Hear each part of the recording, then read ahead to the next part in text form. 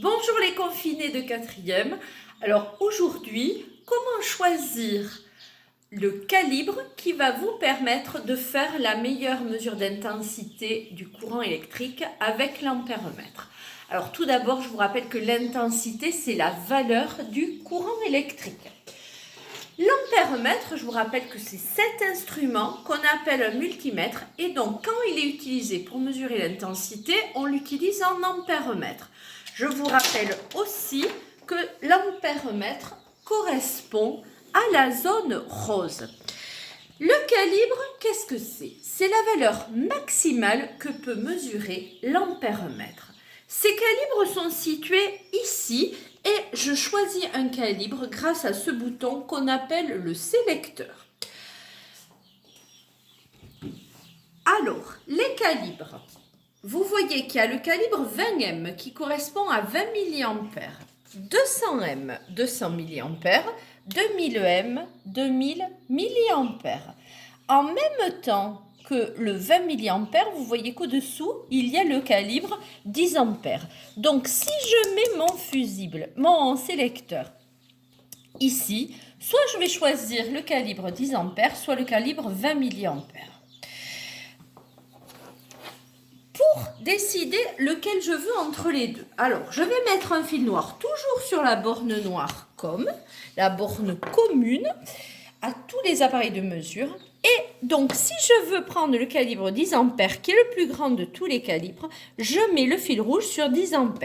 Si par contre, je veux me mettre sur le calibre 20 mA, je mettrai alors le fil rouge sur le calibre 20 mA. Je vais faire ma première mesure sur le calibre 10 A. Regardons les calibres. Alors, le calibre 20 mA va me permettre de faire des mesures de courant entre 0 et 20. Le calibre 200 mA entre 0 et 200, donc 2000 mA entre 0 et 2000. 10 ampères. 10 ampères, cela correspond, si je fais rapidement mon tableau de conversion, ampères, déciampères, centiampères, milliampères, si je mets 10 ampères, c'est-à-dire le 0 dans la colonne des ampères, cela correspond quand je convertis à 10 000 milliampères. C'est donc le plus grand de tous les calibres. 10 000 est bien supérieur à 2000 qui est le calibre juste en dessous. Donc, sur le calibre 10 ampères, je vais pouvoir faire toutes les mesures, mais la règle, c'est que plus un calibre est petit et plus il est précis. Donc, il faudra mieux utiliser le calibre le plus précis possible ensuite. Regardons ici le montage. Il est tout simple, une pile, un interrupteur, une lampe. Pour le moment, l'interrupteur est sur 0, donc le courant ne passe pas, la lampe ne brille pas. J'allume. La lampe brille, le courant passe. Je veux mesurer ce courant. Je prends donc l'ampèremètre. On a vu la dernière fois qu'il fallait le positionner en série. Pour le mettre en série, je débranche un fil. Je crée ainsi un trou. Je peux enlever n'importe lequel des 3 fils. Et à la place de ce trou, je viens mettre l'ampèremètre. Je fais attention à ce que le courant qui va du plus vers le moins, sens conventionnel du courant vu en 5e, eh bien, il faut qu'il rentre dans l'ampèremètre par la borne rouge. Donc, mon courant est ici, il rentre bien par la borne rouge et sort bien par la borne noire.